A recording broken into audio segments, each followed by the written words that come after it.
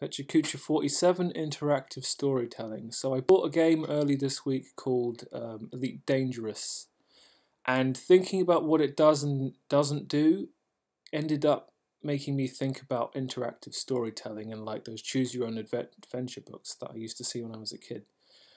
So Elite Dangerous is it's a PC game that came out on the PS4 recently, and you go around space, and effectively it's up to you to decide what to do. There is no overarching narrative to follow like there is in 99% of other video games. That's maybe part of its appeal. It's part of the problem as well.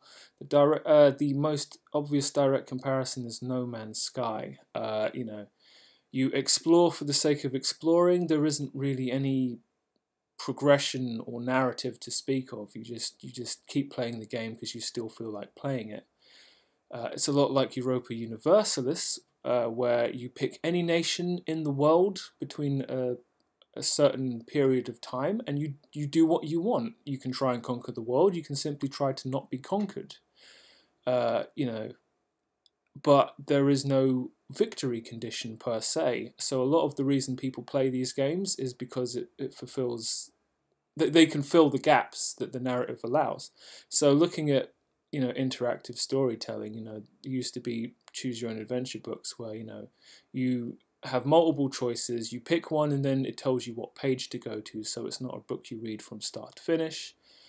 And Saints Row 4 had some weird attempt at this in it. It was hilarious because everything in that game is, gives you a list of arbitrary selections. You pick one, something happens. There's usually funny jokes. But, I think there is some degree of a niche market and interest in these kind of things. The reason this stuff was in Saints Row 4 is because the last boss, main bad guy, left these things in the game, which is a simulation of the in-game world. It's confusing, but it served to really flesh him out by giving you a bizarre, unusual means of finding out who he was and where he came from.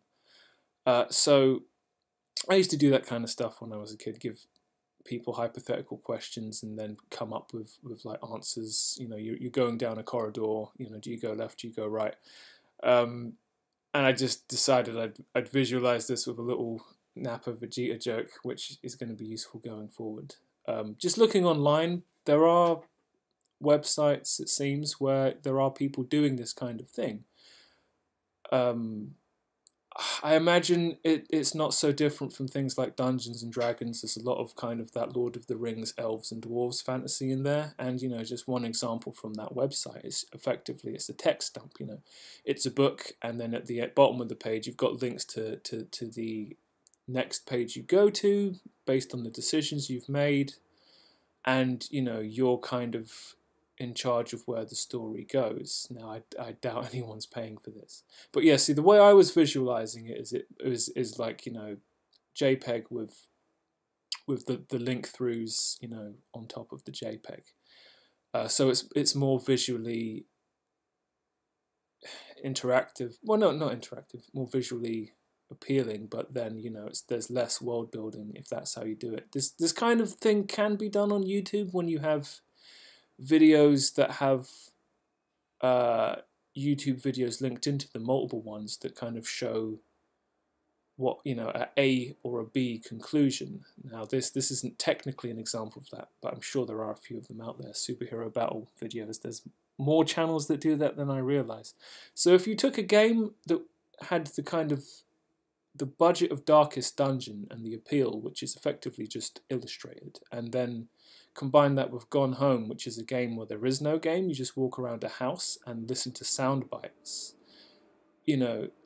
maybe you can find something. So is this applicable to comics? I thought it was a straight no, but as I was doing it, it occurred to me it's the same principle as the book. People can go to a separate page once they've made their decision. Do you fight the skeleton or run past it and go through the doorway? But it's got the same problems of using the book. So back to Elite Dangerous.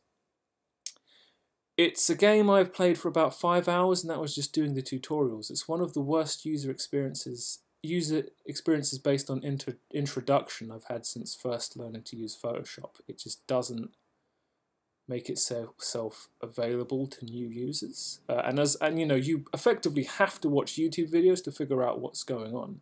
And as I was watching someone like break down end game weapon choices, it became apparent to me that the game looks pretty boring at the end as it is at the start, and it's not worth the grind. It is an MMO. It's a stealth MMO of single player. Strange. I've been applying for a fuck ton of graphic design jobs. Someone was silly enough to give me an interview, so by Thursday I have to have graphic design proper in my portfolio. I don't even remember what job it is that I applied for. I think that is the profile, but I'm not sure. So I had a little look at their website. They're called Evoke You. It looks like they just do generic kind of stuff, bit of print stuff, bit of web stuff, business cards and stuff. It's weird because it's like it doesn't look all that interesting until I have to do it myself. So I'm looking at the stuff I've got in my portfolio, and you know, some of this is clearly graphic design. Is it good? Well, no. Is it appropriate? Does it match the kind of aesthetics they have? Certainly not. So I need to get a bit more slick and corporate, just to see if I can. But honestly, you know, this dog has got more going on than me. He's got, you know, his laptop and his desktop next to each other, next to his printer. He's got a tie on, so he's professional. And actually, I think his body posture is more professional than mine when I work. So it's gonna be a really, really silly week. Really, really silly week. But that brings us to the end of Pecha Kucha 47, and I'll see you next time.